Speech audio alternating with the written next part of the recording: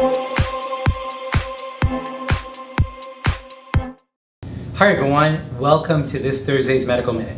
This week I want to talk about something I've spoken about before.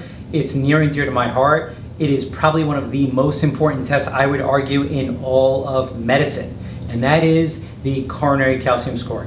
If you have not heard of the coronary calcium score, then you probably have not been following any of my social media channels. And I would strongly urge you to go to drdavedegatti.com and watch my video on the coronary calcium score.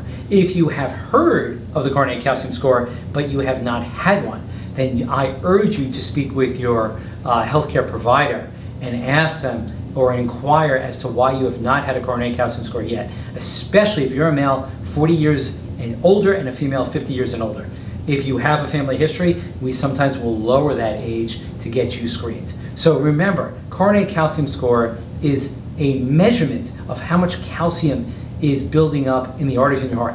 In the heart, calcium is plaque. Very important to understand. In the heart, calcium is plaque. And knowing your coronary calcium score, you will have a very good idea of what your risk of having a heart attack in the next 5 to 10 years is. And I always tell patients this: don't go by how you feel. Let me say it again. Do not go by how you feel, and do not judge a book by its cover. Meaning, don't look at somebody and say, oh, they look great, they're exercising, they feel great, they don't need a coronary calcium score. If you, your family, your friends, your neighbors, anybody has not had a coronary calcium score, ask them why.